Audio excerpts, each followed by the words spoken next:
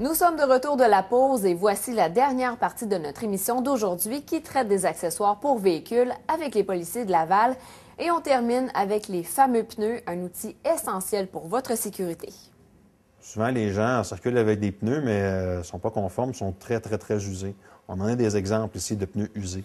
Regardez, ça, c'est un pneu qui est vraiment dangereux. Ça peut éclater à tout moment. Donc, ils perdent la stabilité du véhicule. Ici, on a une moto que, quand on dit usée à la corde, là, on en a un exemple ici. Ici, un pneu qu'on a intercepté avec un ballonnement dans le pneu. Le pneu est vraiment hors d'usage, rendu à cette étape-là. Parce que le pneu peut éclater. Le conducteur du véhicule peut perdre le contrôle du véhicule, provoquer un accident. Donc, c'est vraiment dangereux. Si vous voyez dans vos pneus qu'il y a une défectuosité, une déformité dans le pneu, des choses comme ça, allez à votre garagiste le plus vite possible pour changer votre pneu parce qu'il pourrait avoir un risque de collision. Ici, on voit un pneu qui est très, très, très usé, on pourrait dire à la fesse. Là. Donc, on n'a qu'à penser s'il pleuvrait. Là, donc, le véhicule peut glisser. Il n'y a pas de rainure, là, carrément. Là. Donc, ça, c'est vraiment interdit, c'est vraiment dangereux. Alors, pour les pneus, n'oubliez pas, l'hiver est à nos portes. Donc, à partir du 15 décembre, les pneus d'hiver vont être obligatoires pour les 4 roues.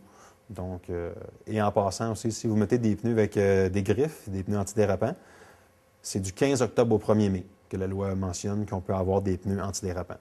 Les cellulaires au volant. Les cellulaires au volant, la loi est entrée le 1er avril 2008. Il y a eu un délai de 3 mois, un délai de grâce qui a été donné aux conducteurs pour se conformer à la loi. Et donc, le 1er juillet dernier, les billets ont commencé à être émis par les policiers. Encore beaucoup de gens conduisent avec leur cellulaire en main. Donc, la loi dit qu'une personne ne peut, pendant qu'elle conduit un véhicule routier, faire usage d'un appareil tenu en main, muni d'une fonction téléphonique.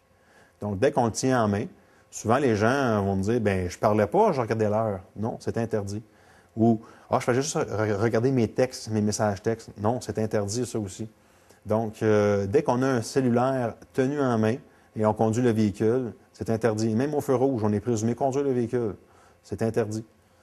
Donc, cet article-là des cellulaires au volant ne s'applique pas aux conducteurs des véhicules d'urgence. Tout conducteur de véhicules d'urgence en devoir, cet article-là ne s'applique pas. On a qu'à penser à un ambulancier, exemple, dans le Nord, qui s'en irait vers un hôpital et qui aurait à appeler à l'hôpital pour dire l'état du patient. Donc, il ne faut pas que l'article s'applique, là. C'est pour ça. Donc, tout conducteur de véhicule en devoir, cet article-là ne s'applique pas. C'est 80 d'amende plus les frais. On parle de 115 d'amende et 3 points d'inaptitude qui vont être ajoutés au permis. Donc, l'hiver s'en vient, comme je le mentionnais tantôt. Souvent, les gens, le matin, n'ont pas de balai à neige, vont déneiger le véhicule avec leurs mains rapidement. Et là, on s'en va au travail, mais on n'a pas déneigé toute la lunette arrière ou les vitres de côté. C'est vraiment important. Le Code de la sécurité routière le prévoit qu'il faut déneiger notre véhicule au complet. On pourra avoir une amende de 100 plus les frais. Si on ne déneige pas son véhicule, il y a évidemment risque de collision. Et on a déjà couvert des accidents. Moi, j'appelle ça des igloos, là, des igloos roulants. Donc, c'est vraiment dangereux. Il faut prendre le temps le matin, prendre 2 minutes de déneiger son véhicule au complet. Aussi, les gens, ce qu'on voit souvent, c'est que les gens ne déneigent pas leur plaque d'immatriculation. Alors, si on ne déneige pas sa plaque d'immatriculation, c'est une infraction. On doit laisser notre plaque d'immatriculation libre de toute matière, de tout objet. Ce qu'on voit aussi assez souvent, c'est les pare-brises craqués.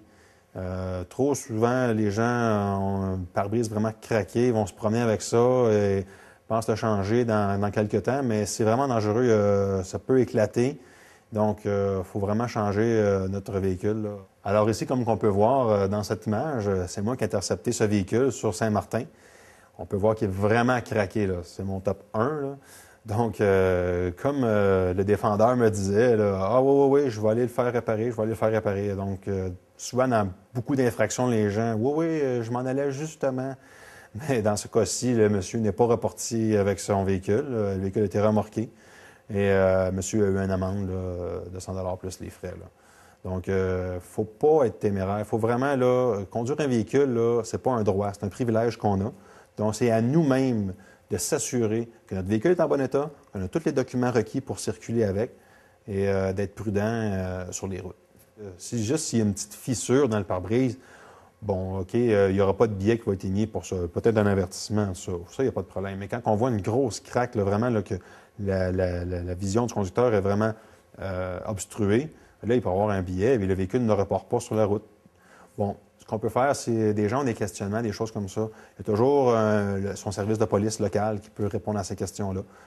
La Société de l'assurance automobile du Québec, la Sûreté du Québec, qui peut répondre à toutes ces questions-là, soit de véhicules modifiés ou de tout autre questionnement, soit sur les permis de conduire, des choses comme ça.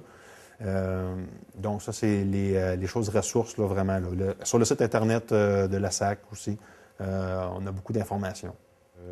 C'est permis de modifier son véhicule, mais en autant de s'assurer avant de faire la modification que c'est permis. Donc, souvent, des gens modifiaient le véhicule et ensuite se renseignaient et ce n'était pas permis, donc avaient perdu beaucoup d'argent là-dedans.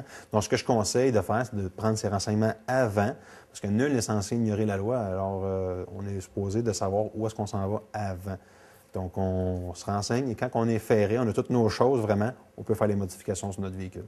Donc, en conclusion, la réglementation qui est existante est présente pour votre sécurité et non pour vous empêcher de faire votre hobby. Mais si vous allez sur le site Internet et vous tapez Code de la sécurité routière, vous pouvez avoir toute la réglementation là, le Code de la sécurité routière disponible en ligne. Ça, il n'y a pas de problème. Donc, vous allez voir tous les règlements, toutes les normes sont toutes là. Donc, c'est vraiment disponible au grand public.